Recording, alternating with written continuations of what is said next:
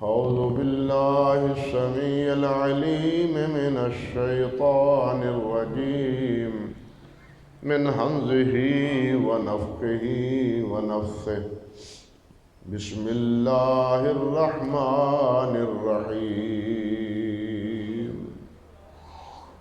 الله نزل أحسن الحديث كتابا متشابها مثاني تقشعر منه جلود الذين يخشون ربهم ثم تلين جلودهم وقلوبهم إلى ذكر الله ذلك هدى الله يهدي به من يشاء ومن يضلل الله فما له من هاد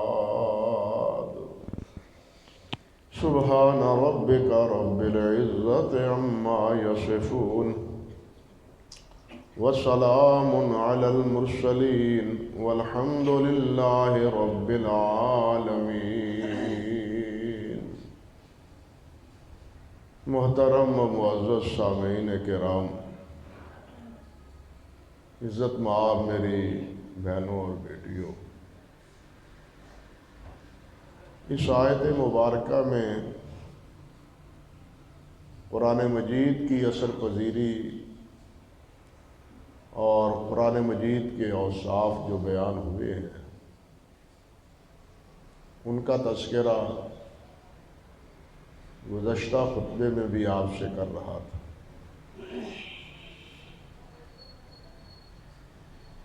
پہلے تو یہ فرمایا کہ یہ بہترین بات ہے، ایک وصف یہ۔ دوسرا وصف یہ کہ کتاب متشابہہ، یہ کتاب ہے جو ایک دوسرے سے باہم آپس میں ملتی جلتی ہے، اس کے مضامین، اس کے موضوعات ایک دوسرے سے ملے ہوئے ہیں، مخالف نہیں ہیں، مناقض نہیں ہیں۔ 23 سال نجمن اور وقفاً اسے نازل کرنے کے باوجود ان میں یکسانیت ہے، آیات میں کوئی مخالفت اور آپس میں معارضہ آیات مبارکہ نہیں ہے۔ اور مثانی یہ تیسرا کہ یہ بار بار پڑھی جانے والی کتاب، اور امر واقعہ اور حقیقت بھی یہی ہے کہ جس طرح بار بار اس کتاب کو پڑھا جاتا ہے، پڑھنے والے پڑھتے ہیں، دنیا کی کوئی کتاب اس طرح بتکرار نہیں پڑھی جاتی۔ پڑھتے ہیں بعض کتابوں کو، جو اچھی کتابیں ہیں،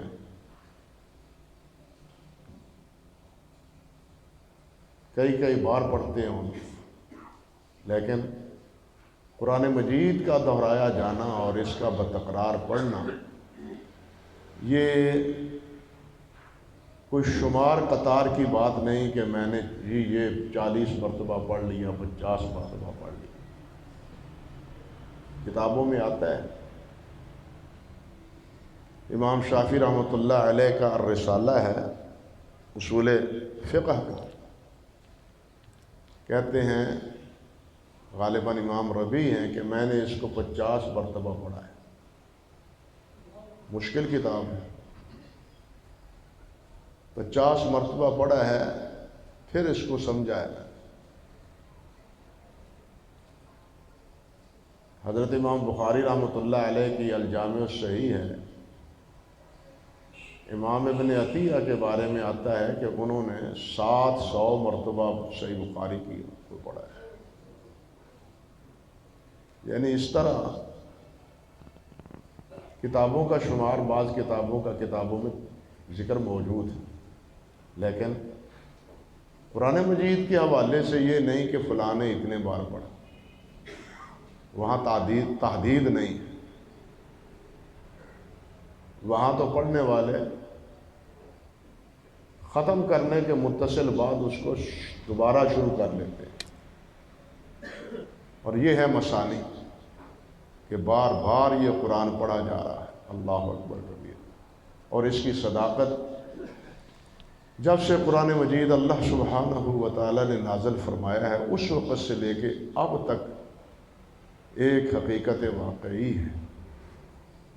قرآن کی سچائیوں میں ایک سچائی یہ بھی ہے، قرآن کی جتنی سچائی ہیں ہر بات سچی ہے جو اللہ نے فرمائی، اور انہی میں ایک یہ بھی ہے کہ یہ بار بار پڑھی جاتی ہے۔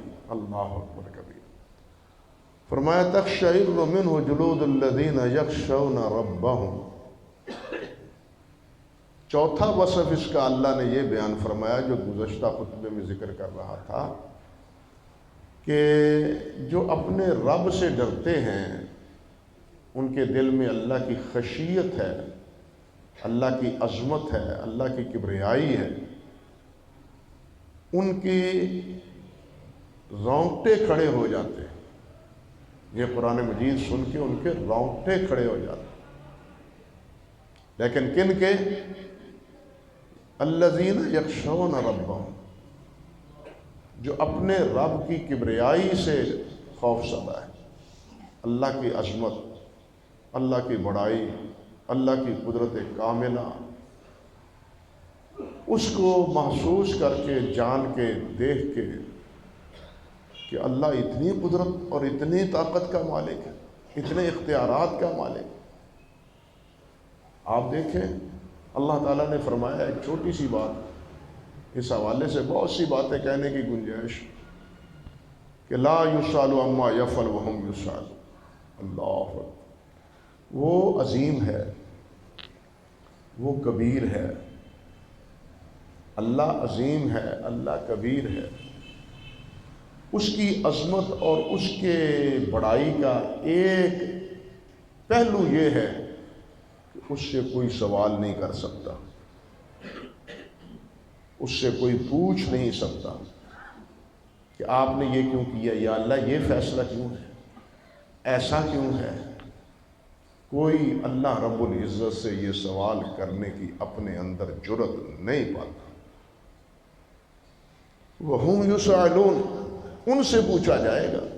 اللہ جس سے جو چاہے پوچھے، اللہ انبیاء کرام علیہ السلام سے پوچھے گا، فرشتوں سے پوچھے گا، امتوں سے پوچھے گا، انسانوں سے پوچھے گا۔ حدیث میں اس کی تفصیلات موجود ہیں، لیکن اللہ سے کوئی پوچھنے والا نہیں۔ اللہ لا یسأل، یعنی دنیا میں جتنے بڑے ہیں، دنیا کے جتنے بڑے ہیں، ان پر اعتراض ہے، ان سے سوال ہے، ان کے عمل و کردار پر نکتہ چینی ہے، لیکن اللہ رب العزت وہ ہے کہ جس کے عمل و کردار پر کوئی حرف گیری نہیں، جس کے فیصلوں پر کوئی معترض ہو نہیں سکتا۔ جو معترض ہوتا ہے وہ اپنی حماقت کی بنیاد پر ہوتا ہے، حقیقت کی بنیاد پر نہیں۔ اور کسی میں یہ اس کی کبریائی اور اس کے جلال کی وجہ سے کسی میں یہ ہمت نہیں، جرأت نہیں کہ وہ اللہ رب العزت سے کوئی سوال کر لے۔ اللہ سے کوئی سوال کرنے والا نہیں، لا یسأل، کیونکہ سب سے بڑا وہ ہے۔ یہاں جتنے ہیں وہ سب چھوٹے ہیں۔ دنیا میں سب سے زیادہ نبی علیہ السلام ہی بڑے ہیں نا مخلوق میں، لیکن کیا صحابہ کرام نے نبی علیہ السلام سے سوال کیا نہیں کہ آپ نے یہ کیوں کیا؟ صحابہ کرام نے نبی علیہ السلام سے پوچھا ہے، آج آپ نے ایسا کیوں کیا، آپ نے ایسا کیوں کیا؟ صحابہ نے نبی علیہ السلام سے بھی پوچھا۔ لیکن اللہ وحدہ لا شریک وہ واحد ہستی ہے کہ اس اللہ سے کوئی پوچھنے والا نہیں ہے۔ یہ ہے اس کی عظمت۔ اور یہاں یہی فرمایا الذین یخشون ربہم۔ میں نے عرض کیا تھا کہ ایک خوف ہوتا ہے، ایک خشیت ہوتی ہے۔ خشیت ہوتی ہے اللہ کی کبریائی، اللہ کی جلال، اللہ کی عظمت کے تصور سے جو انسان کی طبیعت پر کیفیت طاری ہوتی ہے، اس کو خشیت کہتے ہیں۔ خوف ہوتا ہے کسی ڈر سے، کسی غم سے، کسی فکر کے نتیجے میں اب کیا ہو جائے گا، کس مصیبت میں پھنس گئے ہیں، یہ خوف ہوتا ہے۔ اللہ رب العزت نے یہاں جو فرمایا ہے وہ ہے الذین یخشون ربہم، کہ جن کے دل میں اللہ کی خشیت ہے۔ اور یہ کب پیدا ہوتی ہے؟ جب اللہ کی عظمت، اللہ کا جلال، اللہ کی قدرت کاملہ اور اللہ رب العزت کی کبریائی، اس کا تصور ذہن میں راسخ ہوتا ہے۔ اور آج پانچویں چیز ہے ثم تلین جلودہم وقلوبہم الی ذکر اللہ۔ ثم، یہ عربی کا لفظ تراخی کے معنی میں آتا ہے، یعنی وقفے کے بعد، کچھ مہلت کے بعد۔ جب جسم کے رونگٹے کھڑے ہوتے ہیں خشیت سے، تو ایک وقفے کے بعد گویا ثم تلین جلودہم، پھر ان کے چمڑے، جلدیں یہ نرم ہو جاتی ہیں۔ یعنی جب رونگٹے کھڑے ہونے کی کیفیت ختم ہوتی ہے تو اس کے بعد یہ جسم جو ہے نا وہ نرم ہو جاتا ہے۔ تلین جلودہم، یہ جسم، یہ چمڑا یہ نرم پڑ جاتا ہے، اس میں لینت آ جاتی ہے۔ لین، تلین، یہ خشونت کی ضد ہے۔ خشونت کہتے ہیں سختی کو، خشونت کہتے ہیں سختی کو، اور لین یہ کہتے ہیں نرمی کو۔ یعنی دل میں اور چمڑے میں، جسم میں ایک نرمی پیدا ہو جاتی ہے۔ اور جب جسم میں یہ نرمی پیدا ہوتی ہے، اس کے جلود و قلوبہم، تو پھر یہ کیا ہوتا ہے؟ یہ اللہ رب العزت کے ذکر کی طرف مائل ہو جاتے ہیں۔ فرمایا وقلوبہم الی ذکر اللہ، ان کے دل اللہ کے ذکر کی طرف مائل ہو جاتے ہیں۔ کب؟ پہلے رونگٹے کھڑے ہوتے ہیں اللہ کا قرآن سن کے، پھر جسم میں ایک سکینت ہوتی ہے، تسکین ہوتی ہے، اور پھر اس کے بعد ذکر ہوتا ہے۔ اور یہ ذکر ہی اطمینان قلب اور اطمینان جسد کا ذریعہ ہے۔ اللہ رب العزت نے فرمایا ہے الا بذکر اللہ تطمئن القلوب، اللہ کے ذکر سے اطمینان ہوتا ہے۔ دل میں اطمینان، دل میں ایک کہنا چاہیے کہ سکون، دل میں قرار، یہ اللہ کے ذکر سے ہوتا ہے، مال و دولت سے نہیں ہوتا۔ مال و دولت سے افراتفری پڑتی ہے، مال و دولت سے بے چینی پڑتی ہے، مال و دولت سے بے قراری پڑتی ہوتی۔ کبھی کروڑوں پتی یا ارب پتیوں کے پاس بیٹھ کے دیکھ لیں، وہ اپنی زندگی کے تاثرات کیا دکھاتے ہیں اور کیا سناتے ہیں۔ انہیں اطمینان حاصل نہیں ہوتا، سکون انہیں میسر نہیں آتا، اپنی مرضی سے کھا پی وہ نہیں سکتے، اپنی مرضی سے باہر گھر سے نکل نہیں سکتے۔ اتنا خوف، اتنا ڈر، اس پیسے کو کیا کرنا ہے جس کے نتیجے میں اتنا خوف سمایا ہوا ہے۔ لیکن ایک فقیر جس کا دل اللہ کے ذکر سے مطمئن ہے، وہ جب چاہتا ہے گھر سے نکلتا ہے، کوئی فکر نہیں اس کو ہوتی۔ کیوں؟ اس کا دل مطمئن ہوتا ہے، کس سے؟ اللہ رب العزت کے ذکر سے۔ تو اللہ نے فرمایا کہ الا بذکر اللہ تطمئن القلوب، اطمینان قلب وہ اللہ کے ذکر سے ہوتا ہے۔ حافظ ابن تیمیہ رحمت اللہ علیہ، اللہ کروڑہ رحمتیں فرمائے، وقت کے حاکم نے اٹھا کے انہوں نے امام شاہ رحمت اللہ علیہ کو جیل میں بھیج دی۔ جیل چلے گئے، جیل کا دروازہ بند کر دیا، یہ اندر اور جیل کا دروازہ بند۔ حافظ ابن قیم رحمت اللہ علیہ لکھتے ہیں، یہ اس وقت ہمراہ تھے، کہ حضرت الاستاد نے جیل کا دروازہ بند ہوتے ہی ایک جملہ فرمایا، ما ضر بی اعدائی فإن بستانی فی قلبی۔ اللہ، میرے ان دشمنوں نے میرا کیا نقصان کیا ہے؟ یہ سمجھتے ہیں کہ ہم نے اس کی دنیا تنگ کر دی، اس کی دنیا تنگ کر دی اور اس کو جیل میں بند کر دیا؟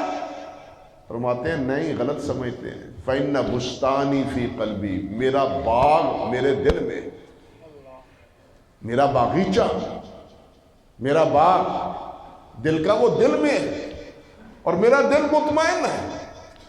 یہ ہے اطمینان قلب۔ وہ جیل میں جا کے بھی مطمئن ہے، بس وہ سلی پہ لٹک کے بھی مطمئن ہے۔ حضرت خبیب رضی اللہ تعالی عنہ کی طرح وہ شہید ہوتا ہوا بھی مطمئن ہے، لیکن کافر مرتا ہوا مطمئن ہوتا ہے؟ غیر مسلم جس کا دل مطمئن اللہ، جو اللہ سے غافل ہو، کفر سے ہٹا بڑھا ہو، اس کا کبھی دل مطمئن ہوتا ہے؟ وہ مرتا ہوا کیا کرتا ہے؟ بلکہ یہ کہتا ہے میں اللہ کی طرف چلے جاؤں، جلدی جاؤں۔ ہاں، جس طرح حدیث میں آتا ہے نا، نبی علیہ السلام نے ارشاد فرمایا من احب لقاء اللہ احب اللہ لقاء، جو اللہ کی ملاقات پسند کرتا ہے اللہ بھی اس کی ملاقات پسند کرتا ہے۔ یہ مرتا ہوا کہتا ہے فزت ورب الکعبہ، اللہ کی قسم میں کامیاب ہو گیا۔ اللہ اکبر۔ یہ مرتا ہوا بھی یہ کہتا ہے اللہ کی قسم میں کامیاب ہوا، میں کامران ہوا۔ یہ ہے کیفیت اطمینان۔ کاش کہ یہ ہم کو حاصل ہو، کاش کہ یہ حاصل ہو۔ اللہ عز و جلال والاکرام نے قرآن مجید میں یہ کیفیت ایک دو اور مقام پر بھی بیان فرمائی۔ ایک جگہ ارشاد ہوتا ہے انما المؤمنون الذین اذا ذکر اللہ وجلت قلوبهم، کہ جب مومنوں کے سامنے اللہ کا ذکر کیا جاتا ہے تو ان کے دل ڈر جاتے ہیں۔ وَإِذَا تُلِيَتْ عَلَيْهِمْ آيَاتُهُ، اور جب اللہ کی آیات تلاوت کی جاتی ہے تو ان کا ایمان بڑھ جاتا ہے۔ یہاں ایک بات صرف اشارہ کرتا ہوں، وقت نہیں ہے، کبھی انشاءاللہ عرض کروں گا۔ ایک تلاوت ہوتی ہے، ایک قرات ہوتی ہے۔ ہر قرات تلاوت ہے، ہر تلاوت قرات ہے، لیکن ہر قرات تلاوت نہیں۔ تلاوت اور قرات میں فرق ہے۔ قرآن مجید میں اللہ عز و جلال نے نبی علیہ السلام کے جو اوصاف بیان کیے ان میں وصف کیا ہے یتلو علیہم آیاتہ، کہ وہ اللہ کی آیات کی تلاوت کرتے ہیں۔ قرات نہیں کہا، قرات اور ہے، وہ الفاظ پڑھنا ہے، تلاوت اور ہے، جس کو فرمایا الذین یتلون آیات یتلونہ کا حق تلاوت ہے، کہ وہ ایسا پڑھتے ہیں جس طرح اس کے پڑھنے کا حق۔ یہ ہے تلاوت، اور وہ حق کیا ہے میں کسی وقت پھر عرض کروں گا انشاءاللہ اللہ نے چاہا۔ عرض کرنے کا مطلب ہے یہاں بھی اللہ نے کیا فرمایا اذا تلیت علیہم آیاتہ زادتہم ایمانا، جب ان کی اللہ کے قرآن کی کتاب الہی کی آیات کی تلاوت ہوتی ہے تو ان کا ایمان بڑھتا ہے۔ یہ تلاوت تبھی ہوتی ہے جب قرآن سمجھ آئے کیا کہتا ہے قرآن، اس میں کیا حکمتیں ہیں، کیا احکام ہیں، کیا مناہی ہیں، کیا عبرتیں ہیں، کیا عبرتیں ہیں۔ جب ہمیں ان چیزوں کا پتہ ہی نہیں ہے تو ایمان کا اضافہ کیسے ہوگا؟ آج سمجھے یا نہیں؟ جب ان چیزوں کا پتہ ہی نہیں کہ قرآن جو پڑھ رہے ہیں کیا ہے، اس میں اللہ کا حکم کیا ہے، ہمارے دل پہ کوئی اثر نہیں ہوگا۔ اسی لیے علماء کہتے ہیں کہ قرآن کو پڑھنا بھی چاہیے، اس کو سمجھنا بھی چاہیے، صرف پڑھنے پر اکتفا نہیں کرنا چاہیے، بلکہ اس کی تلاوت حق تلاوت کی طرح کرنے کی کوشش کرنی چاہیے۔ اللہ اکبر۔ فرمایا وَزَادَتْهُمْ ایمانا وَعَلَىٰ رَبِّهِمْ يَتَوَکَّلُونَ، اور ان کا اپنے رب پر توکل بڑھ جاتا ہے جب وہ پڑھتے ہیں ابراہیم علیہ السلام کے واقعات، موسیٰ علیہ السلام کے واقعات، عیسیٰ علیہ السلام کے واقعات، انبیاء جن کو آزمایا گیا اللہ رب العزت کی راہ میں تو اور اللہ نے ان کو کامیاب کیا تو ان کا توکل بڑھ جاتا ہے، انہیں اطمینان حاصل ہو جاتا ہے کہ جو اللہ کا ہو جاتا ہے اللہ اس کا ہو جاتا ہے۔ ابراہیم علیہ السلام کی طرح، موسیٰ علیہ السلام کی طرح، جن کو قتل کرنے کے لیے ہزاروں بچے ذبح کرا دیے تھے فرعون، لیکن اللہ نے پالا پوسا یعنی اسی کے گھر، اسی کی گود میں پالا۔ جب یہ تصور آتا ہے تو اللہ کی قدرت کاملہ پر انسان کا ایمان اور یقین بڑھ جاتا ہے۔ اور کب یہ بڑھتا ہے؟ جیسے میں نے عرض کیا، جب اس کے مفاہیم اور مطالب سے انسان آگاہ ہوتا ہے، خالی الفاظ سے نہیں۔ خالی الفاظ سے ثواب ضرور ملتا ہے، لیکن زادتہم ایمانا وعلی ربہم یتوکلون کی کیفیت میسر نہیں آتی۔ یہ کیفیت اسی وقت میسر آتی ہے جب انسان قرآن مجید کو سمجھنے کی کوشش کرتا ہے۔ ایک اور جگہ اللہ سبحانہ و تعالی ارشاد فرماتے ہیں، اور یہ واقعہ ہے حضرت جعفر طیار رضی اللہ تعالی عنہ کو، کہ جب وہ حبشہ میں گئے، حبشہ کے بادشاہ کے سامنے بات ہوئی، اور انہوں نے کہا کہ جو قرآن تم سنتے ہو اور آج تمہارے نبی پڑھتے ہیں وہ ہمیں بھی سناؤ۔ بادشاہ نے کہا وہ ہمیں بھی سناؤ۔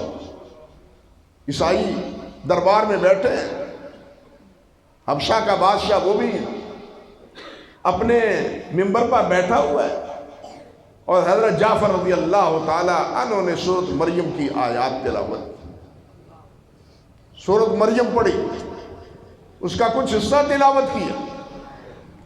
اسی پس منظر میں اللہ رب العزت نے یہ بات ارشاد فرمائی ان سننے والوں کے بارے میں جو ابھی مسلمان اور مومن نہیں تھے، جو ابھی مسلمان اور مومن نہیں تھے۔ وہ کیا؟ وَإِذَا سَمِعُوا مَا أُنزِلَ إِلَى الرَّسُولِ تَرَىٰ أَعْيُنَهُمْ تَفِيضُ مِنَ الدَّمْعِ مِمَّا عَرَفُوا مِنَ الْحَقِّ يَقُولُونَ رَبَّنَا آمَنَّا فَاكْتُبْنَا مَعَ الشَّاهِدِينَ۔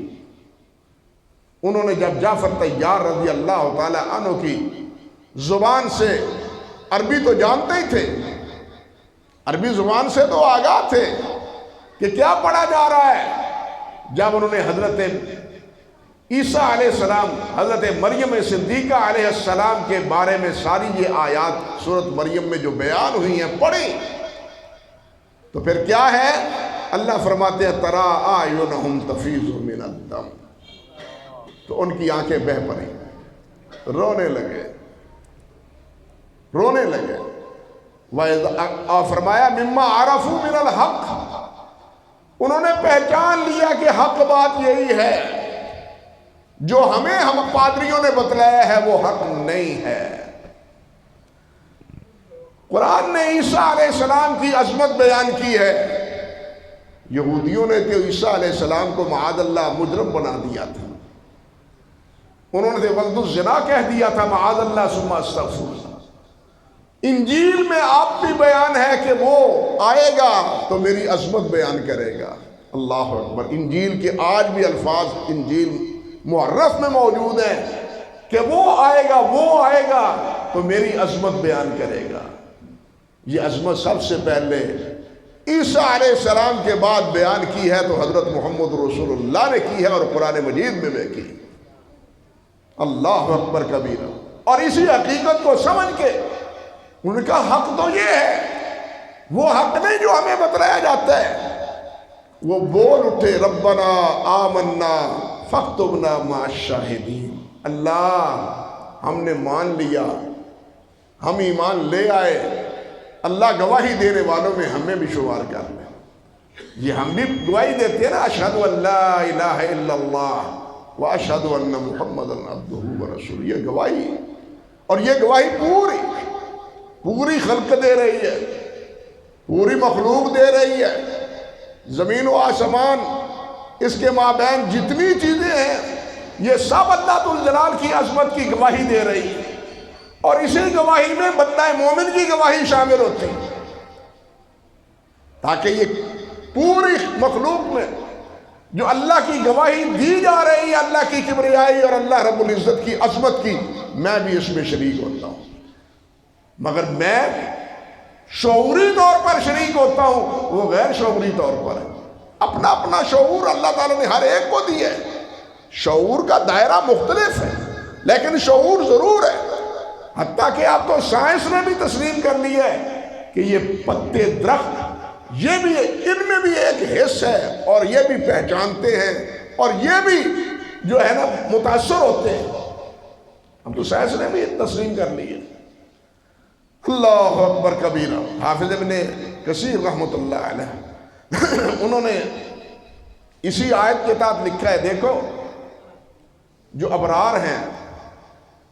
ابرار ہیں وہ جبار کا کلام سن کے خوف زدہ ہو جاتے ہیں۔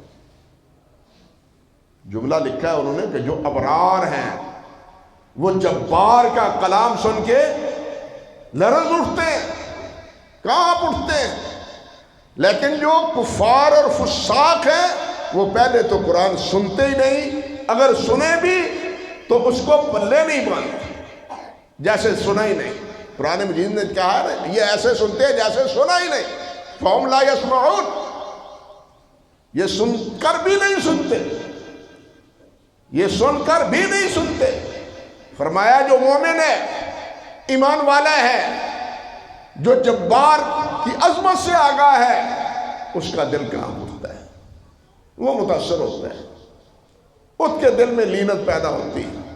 لیکن کفار اور فساق وہ اس کے مقابلے میں کیا کرتے ہیں؟ ڈھول ڈھمکا شروع کرتے ہیں، شعر و اشعاری شروع کرتے ہیں، قصے شروع کرتے ہیں، جس طرح کہ مکہ والوں نے کیا تھا، اہل مکہ نے کیا تھا۔ نبی علیہ السلام قرآن سناتے تھے، حرم میں کھڑے ہو کے، چراہوں میں کھڑے ہو کے، میلوں میں کھڑے ہو جا کے، ان کے میلوں میں جا کے قرآن سناتے تھے، اور تعاقب کرنے والے پیچھے پیچھے تعاقب بھی کرتے تھے، حتیٰ کہ ان کا چچا ابو لہب جس نے سب سے پہلے میلاد منایا تھا وہ تعاقب کرتا تھا، جس نے سب سے پہلے میلاد منایا اور خوشی منائی وہ تعاقب، نبی علیہ السلام کے پیچھے پیچھے پتھر مار رہے ہیں، اس جھوٹے کی بات نہ سنو، یہ کذاب ہے، باپ دادے کا دین اس نے چھوڑ دیا، نہ سنو ان کی بات، یہ پیچھے پیچھے ہے ظالم۔ اللہ اکبر، سب سے پہلے مخالفت کرنے والا یہ بد نصیب۔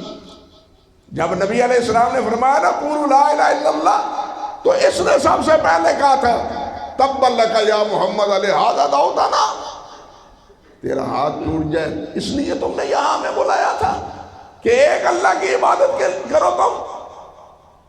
اللہ رب العزت نے پھر اپنے نبی کی توہین برداشت نہیں کی، اللہ نے فرمایا تو کہتا ہے یدن، میں کہتا ہوں تبت یدا ابی لہب، تیرے دونوں ہاتھ ٹوٹ جائے، اور ٹوٹے، نہ اس کے مال نے اسے فائدہ دیا نہ اس کی اولاد نے اسے فائدہ دیا، جہنم کا ایندھن بنا۔ انا للہ و انا الیہ راجعون۔ تو عرض کر رہا تھا کہ اللہ تعالیٰ نے فرمایا وَمِنَ النَّاسِ مَن يَشْتَرِي لَهْوَ الْحَدِيثِ لِيُضِلَّ عَن سَبِيلِ اللَّهِ بِغَيْرِ عِلْمٍ وَيَتَّخِذَهَا هُزُوًا۔ کچھ بد نصیب ایسے ہیں جو قرآن کے مقابلے میں کھیل تماشا اس کی مدرسے سے جاتے ہیں، قرآن سے ان کے دل مطمئن نہیں ہوتے، شعر و شاعری سے ہوتے ہیں، شعر و شاعری سے ہوتے ہیں، ڈھول ڈھمکے سے ہوتے ہیں۔ کس بات کا رونا رویا جائے اور کس چیز کا تذکرہ کیا جائے؟ ایک دور تھا یہ ڈھول ڈھمکے تھے، باجے تھے، سرنگیے تھے، یہ چیزیں تھیں، آج بھی ہیں، لیکن آج تو یہ گھر گھر بج رہے ہیں۔ پہلے ریڈیو کے بعد کیا آیا؟ ٹیلی ویژن آیا، پھر ڈش آئی، اب کیا ہے جناب؟ ڈش کے بعد وہ نیٹ آیا، اور نیٹ نے بالکل ننگا ہی کر دیا انسان، نہ حیا نہ شرم، اخلاق کے سارے تقاضے برباد کر دیے۔ آج سینمے برباد، کیوں برباد ہے سینمے؟ کہ گھر گھر سینمے، سینموں میں جوڑ جائے، ہر کے ہاتھ میں سینمے پکڑے ہوئے ہیں، ان سینموں میں کیا کس لیے جائے وہ؟ آپ مجھے ایمانداری سے بتلائیں اور آپ خود اس فیصلہ فرمائیں کہ یہ جو اب کیفیت بنی ہوئی ہے، اب اس کیفیت میں کوئی قرآن کی طرف لگ رہا ہے؟ قرآن مسجدوں کی طرف آ رہا ہے؟ یہ چند افراد ہیں جو ہر جمعے کی یہاں تشریف لاتے ہیں اور جن کے چہرے میں دیکھتا ہوں، باقی کہاں ہے؟ بازار سجے ہوئے ہیں، جمعے کے دن بازار بھرا ہوا ہے، گھنٹے گھر کے پاس جا کے دیکھ لو، کوئی پرواہ ہی نہیں ہے ان کو۔ اور اگر مجلس میں بیٹھے ہیں تو مجلس میں بھی جناب مجلس کے آداب کو پائمال کر کے ہر کوئی اپنے موبائل کے اوپر ٹک ٹک کر رہا ہے.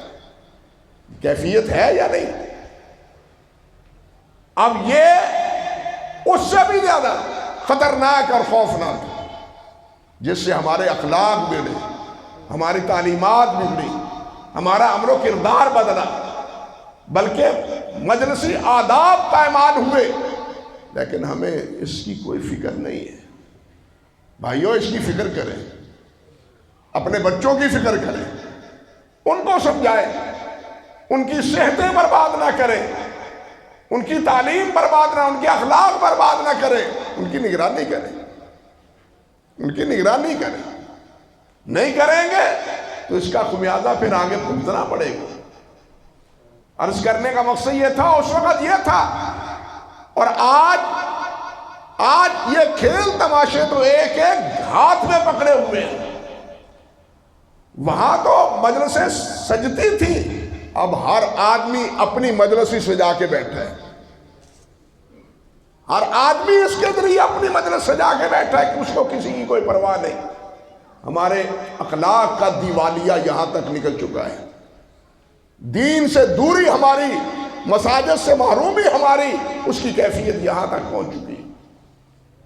اللہ اکبر کبیرہ. حالانکہ یہ سب چیزیں اللہ اور اللہ کے رسول صلی اللہ علیہ وسلم نے غلط قرار دی. حدیث میں آتا ہے، نبی علیہ السلام نے فرمایا، اللہ اکبر کبیرہ، فرمایا کہ حضرت عبداللہ بن عباس رضی اللہ تعالی عنہ راوی کہ نبی علیہ السلام نے فرمایا، ان اللہ حرم علیکم الخمر والمیسر والقوبہ، کہ اللہ نے تمہارے لیے حرام قرار دیا ہے. کس کو؟ فرمایا شراب کو بھی، جوئے کو بھی، اور ڈھول ڈھمکے کو بھی. لیکن ہمارا حال یہ ہے کہ ہم نبی علیہ السلام کی نعت بھی پڑھتے ہیں تو وہ بھی ڈھول ڈھمکے پر. انا للہ و انا الیہ راجعون. آپ کی نعت وہ بھی گانے کی طرز پر، اور وہ بھی ڈھول ڈھمکے کے ساتھ پھڑ پھڑ ہو رہی ہوتی ہے. کیا یہ واقعہ ہے یا نہیں؟ حالانکہ فقہاء نے لکھا ہے، کئی بار میں سنا چکا ہوں، علامہ علی قاری رحمۃ اللہ علیہ نے شرح فقہ اکبر میں کہا ہے کہ نبی علیہ السلام کی نعت، آپ کی تعریف، یہ ڈھول ڈھمکے پر بیان کرنا کفر کے قریب انسان پہنچا دیتا ہے. لیکن ہمارے نزدیک اس کا کوئی، اللہ کی تعریف کی جائے تو یہ کفر، لیکن ڈھول ڈھمکے میں پہلے ثنا ہوتی ہے، پھر نعت خوانی ہوتی ہے، حکومتی سطح پر بھی اور نجی مجلسوں میں بھی. لیکن ہمیں اس سے کوئی وقار نہیں ہے کہ جناب اس کا حکم کیا ہے شرعی طور پر، دینی طور پر اس کا فیصلہ کیا ہے، علماء نے کیا فرمایا. ہم اس سے بے نیاز، بلکہ ہم نے بدکاری کی بھی لائسنس دی ہے، شراب کے بھی لائسنس دی ہے، شراب کو بھی کے بھی لائسنس دی ہے. تمہارے لیے جائز ہے. ہمارا کون سا 5 سٹار ہوٹل ہے جس میں شراب نہیں استعمال ہو رہی ہے یا نہیں ہو رہی؟ 5 سٹار جتنے ہوٹل ہیں یا اس اوپر ہے، ان میں سب میں شراب چلتی ہے. نبی علیہ السلام نے فرمایا یہ سب شراب کو حلال قرار دیں گے. اس کا نام بیئر رکھیں گے. سود کا نام جس طرح انہوں نے کیا رکھا ہے کہ یہ کیا ہے جی، سود یہ تو نفع ہے. اعوذ باللہ من الشیطان الرجیم. سود کا نام بدل دیا، شراب کا نام بدل، اور نبی علیہ السلام نے فرمایا نام بدلیں گے یہ لوگ. وہی ہماری کیفیت ہو گئی. کھانے بجانے کی، گانے بجانے کی چیزیں بھی، کھانے پینے کی چیزیں بھی، لباس بھی ہمارا، جن کی حرمت اللہ اور اللہ کے رسول نے بیان فرمائی، جناب آج ہم اس کو استعمال کر رہے ہیں. انا للہ و انا الیہ راجعون. اللہ تعالیٰ یہ ہمیں سمجھ عطا فرمائے. باقی اس حوالے سے باقی باتیں انشاءاللہ اللہ نے چاہا تو آئندہ خطبے میں عرض کروں گا. ایک تو یہی کہ خود صحابہ کرام کی کیفیت کیا تھی، خود نبی علیہ السلام کی کیفیت کیا تھی قرآن پڑھتے ہوئے اور قرآن مجید سنتے ہوئے، جو ہمارے لیے باعث عبرت. اللہ سبحانہ و تعالی ہمیں قرآن پڑھنے اور قرآن مجید کو سمجھنے اور اس پر عمل کرنے کی توفیق عطا فرمائے. انشاءاللہ اللہ نے چاہا تو باقی بات آئندہ خطبے میں کرنے کی کوشش کروں گا. وآخر دعوانا الحمدللہ رب العالمین.